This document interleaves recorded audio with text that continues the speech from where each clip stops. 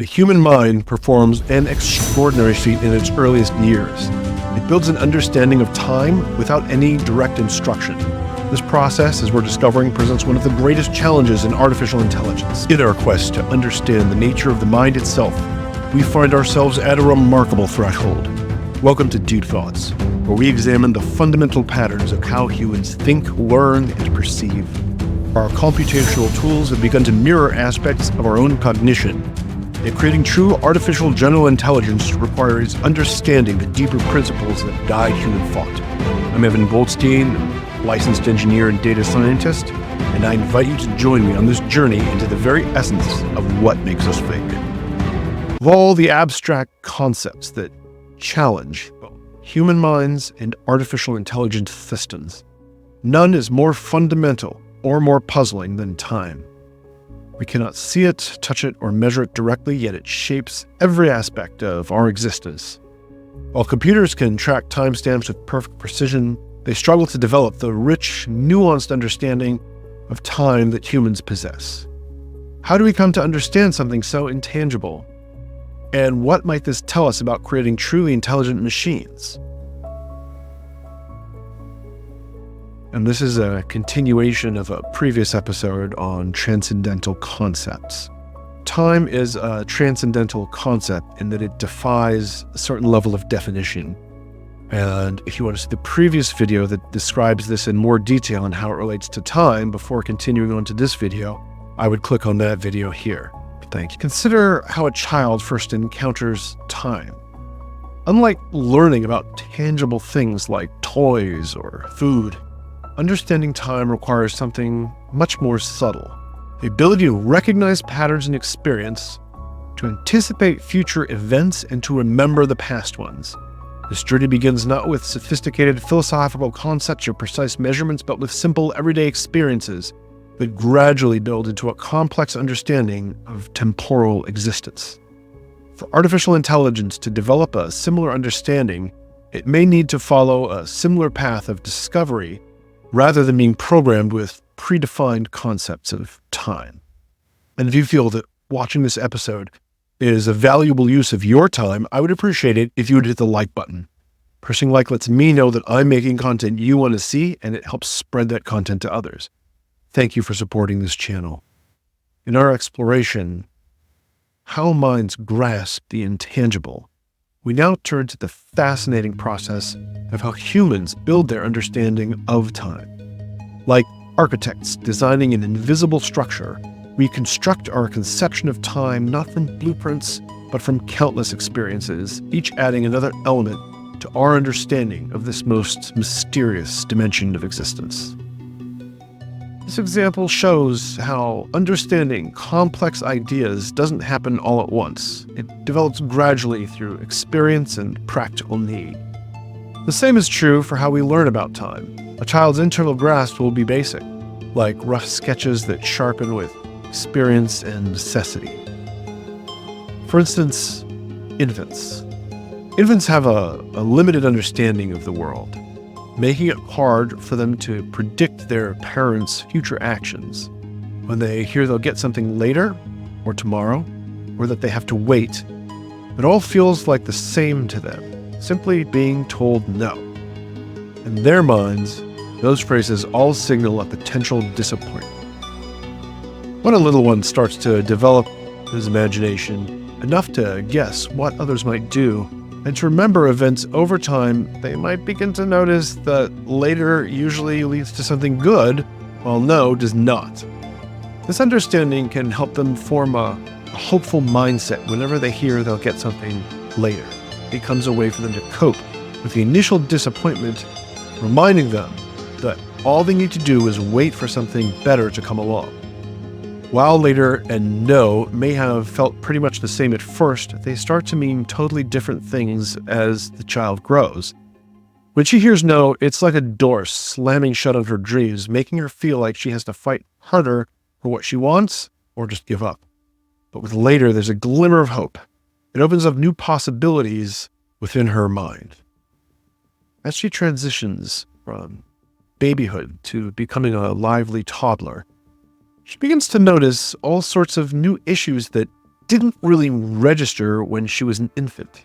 Imagine her sitting in a waiting room feeling frustrated because she can't engage in the activities she loves and is being told to behave.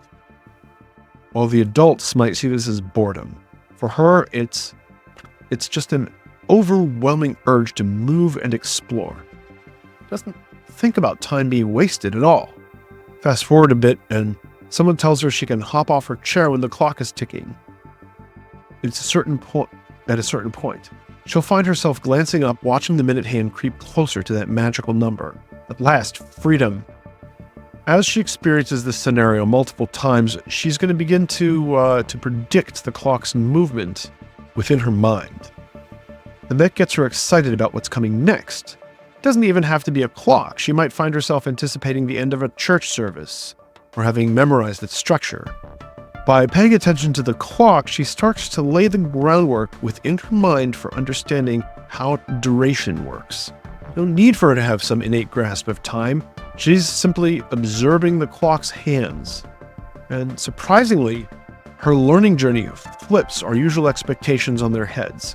She starts grasping the concept of duration through her experiences of waiting. As she matures, her understanding of duration might become more nuanced and mathematical, but it will always carry the essence of those early waiting moments, full of anticipation, or sometimes dashed hope, when fun times ended too soon, and just like that, she's usually starting to pay attention to how long things last, especially when she begins to feel bored. It turns out we adults aren't all that different in that particular regard. As she navigates her day-to-day life, other situations will pop up that require her to think about time in new ways. If she's ever late for class or gets into trouble, she's going to quickly learn to check the clock, realizing that her actions will need to align with those little hand positions to avoid having trouble. Punctuality, there may also be moments where she has to choose between activities that she can't do both at once. It's okay. And for fun, she might shout the word time during a game of tag, using it as a signal to pause the chase just long enough to tie her shoelaces without any interruptions. It's fascinating how she's figuring out time in her own unique way. Every situation we face has its own unique context and its own solution. For example, if the girl realizes that she can head out the door at 8:30 instead of 9 to avoid being told off by her parents, that's a practical way to manage her time. However, these moments haven't yet been grouped together under one big idea. We don't usually think of them as all as time problems, even if they start to connect, like when she gets stuck in detention and ends up late for soccer practice. At first, she'll tackle these overlapping challenges one at a time, not really aware of the bigger picture, as her understanding of time is still developing. Unfortunately, there's no quick fix for her to jump right into a solid understanding of time. Our awareness of concepts like time builds from discovering useful ways to interact with the world around us. For her, grasping time means figuring out how to solve the issues that it brings her. Her frustration at running out of time to finish a game or feeling embarrassed for being late to class drives her to learn more about it. Remember how we mentioned earlier that motivation is the key to calculating time? Now we can see how those motivations actually emerge. Just like the rest of us, the girl starts off with a piece of the puzzle and then builds on it with every new challenge. The puzzle is incredibly vast and it will never be fully complete. So we could say that no one has an all-encompassing concept of time. Instead, we each have a collection of useful motives, thoughts, and reactions related to it. The variety of time-related challenges is huge. They range from social interactions, like when a child yells, to get their friend's attention, to personal choices, like deciding which activity to fit into a set time frame. These experiences shape how we understand time. For instance, our desire to negotiate time commitments leads us to see time as something that we can trade, almost like a resource we want more of, or a commodity. We perceive time, what we're actually noticing are the solutions that come from those interactions. It can be tough to wrap our heads around how someone can engage with time without having a fully formed concept of it. When we imagine a child calling time during a game, we often project our more complex understanding of time onto them, forgetting that for them, it's just a practical term in that moment. They may say time, but they're not really thinking about what time means in the same way as we adults do.